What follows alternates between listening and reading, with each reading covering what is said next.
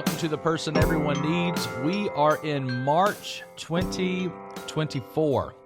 So over the next few weeks, we're heading right into Easter. Easter comes early this year. It's on March 31st.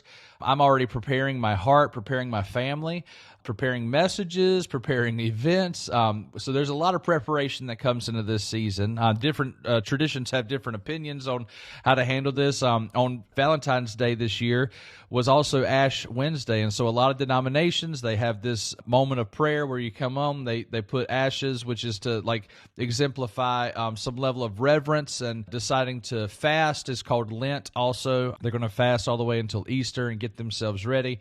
And so, for several weeks heading up into Easter, there's these people that honor the Lord that way. Many of us, I'm of the Pentecostal denomination, and so after Easter, we have 50 days until Pentecost comes. And so this year has been a very special year because it's basically been like there's been a short stint that moves us away from Christmas until Lent, and then Lent unto Easter, and then Easter into Pentecost, and then we're in the summer. And so it's been it's a really cool year as far as the calendar goes, falls for religious holidays. But as we head toward Easter, I want to talk to you about the actual person that everyone needs. Over the next few weeks, I'm going to talk about my best friend. I'm going to talk about the one I follow, the example that is the most important in the whole world. I want to talk to you about the one I would say is the Son of God. I want to talk to you today about the one who helped form all things, who is in all things, and that all things will eventually go back to, that all glory is due and dominion will be His, and my life is His. What He says goes, and what He tells me to do is what I will do. I will trust and obey His will and do His way. And I'm banking my entire life on the fact that one day I'll get to live with Him forever in heaven. I want to talk to you for the next few weeks about Jesus Christ of Nazareth and how He changed my life and how He stands as an example for all of us in order to be the person that everyone needs. So I hope that I don't know if you're a Bible believer, I don't know if you're a Christian on this podcast, I pray that you know Jesus and that you get acquainted with Him and fall in love with His church and His word. But if not, let me just tell you about the man, Jesus, and how He inspires me to this day. Jesus shows us how to be the person that everyone needs. And I'm going to tell you the first factor in that is because Jesus was a man who saw others.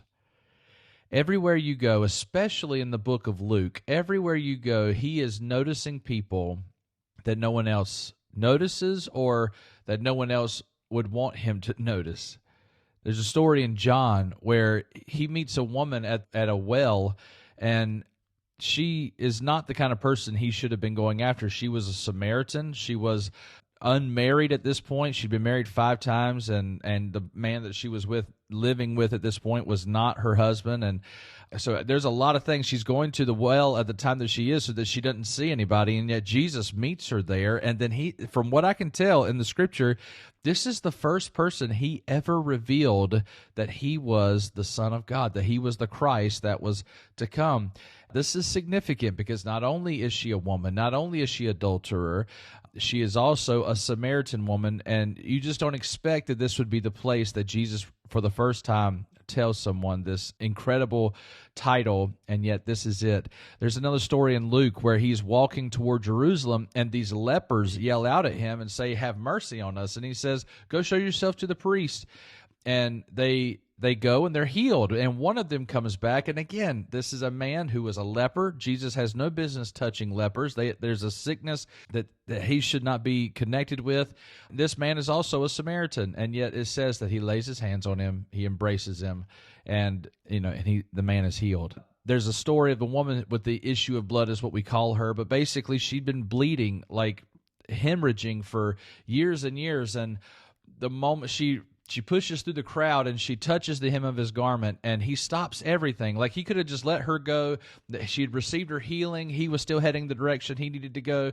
Yet He calls her out, and the first thing He says to her is, "Daughter, your faith has made you well." This woman had not seen, this woman had not spoken to anyone, any of her family. She had not been embraced. She hadn't been called a daughter in years, and yet Jesus turns around and deals with her in that moment, he calls her daughter. There's a story of Jesus when he's heading into a town where there's a widow and her son has died. Her only son is being carried through. The funeral is taking place, and Jesus stops the funeral, heals the boy, raises him, and gives him back. As a boy, he's probably a young man, and gives him back to his mother. And that's the words that Luke uses there, that he gave this son back to his mother. This is just the way Jesus was. He saw people. When he was in the midst of a crowd, he saw people. He recognized who needed to see him, and then he would teach things like, don't suffer the children to come to me. Let the kids come to me. Even the young people who can't formulate their thoughts, and they're not ready to learn from the great rabbi,